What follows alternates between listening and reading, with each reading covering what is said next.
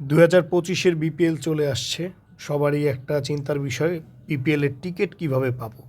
তো আজকে আমি আপনাদের দেখাবো যে খুব সহজে আপনি ঘরে বসে বিপিএলের টিকিট কিভাবে কিনতে পারবেন।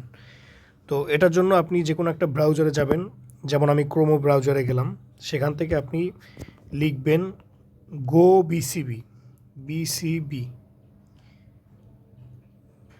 Ticket TICKET.com.bd.event।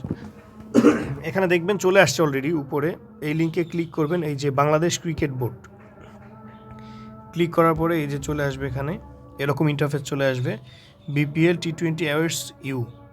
তো এইখানে ভিউ ডিটেলস আপনি সব কিছু দেখে নিতে পারেন। তো ফার্স্টে আপনার যে কাজটা করতে হবে, এই 3 ডটে গিয়ে এখানে রেজিস্ট্রেশনটা করে ফেলতে হবে।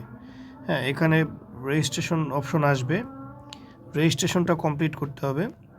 অর্থাৎ আপনি যখন এখানে ঢুকে টিকিট কিনতে যাইবেন, তখনই হচ্ছে রেজিস্ট্রেশন অপশন আসবে, সেখান থেকে রেজিস্ট্রেশনটা কমপ্লিট করে নেবেন। সেখানে আপনার মোবাইল নাম্বার লাগবে এবং আপনার হচ্ছে একটা মেইল আইডি লাগবে।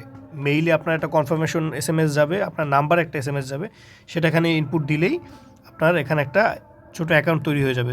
এই যে আমার একটা অ্যাকাউন্ট তৈরি হয়ে গেছে, আমার মেইল আইডি দেওয়া আছে, এখান থেকে লগ আউট করা যায়, gallery, my ticket, all events সব কিছু দেওয়া আছে। তো আমি আপাতত এই পেজে আসি। দেখেন আজকে কী ম্যাচ আছে। আজকে এই যে 2টা ম্যাচ আছে ডে 2 এর।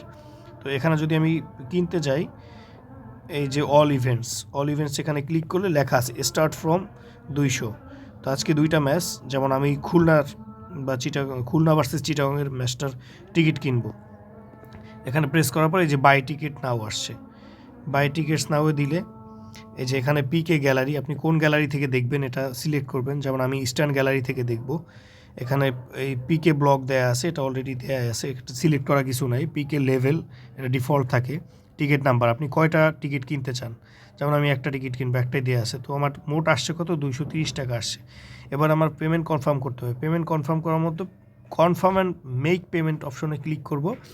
এখানে লেখা আছে আপনার কাছে 10 মিনিট আছে, হ্যাঁ, পেমেন্টটা কমপ্লিট করার জন্য। কন্টিনিউ করলাম। কন্টিনিউ করলে ইউপেতে নিয়ে যাবে, এরকম একটা ইন্টারফেস আসবে। এখান থেকে বিকাশ, নগদ, ইউপে যে কোনো একটা সিলেক্ট করতে পারেন। যেমন আমি বিকাশ সিলেক্ট করলাম। বিকাশ সিলেক্ট করলে এখানে পে নাও লেখা আছে, পে নাওতে ক্লিক করলে, নগদ সিলেক্ট করলাম, পে নাও আছে, পে নাওতে ক্লিক করলাম। এবারে কী আসে দেখা যাক।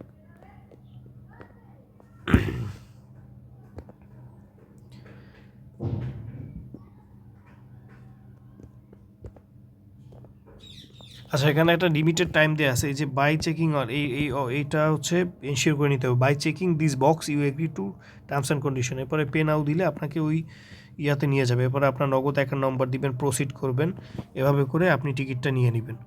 পরে হচ্ছে আপনার মেইলে টিকিটের একটা কপি যাবে, বা এখান থেকে আপনি ডাউনলোড করতে পারবেন। ওই কপিটা নিয়ে আপনি ডিরেক্ট স্টেডিয়ামে চলে যাবেন, অথবা সবথেকে ভালো হয় আপনি একটা কপি প্রিন্ট করে নেবেন, প্রিন্ট করে দেন চলে যাবেন। ফোনে থাকলেও সমস্যা নেই, ওইটা দেখিয়ে ঢুকতে পারবেন। So thank you.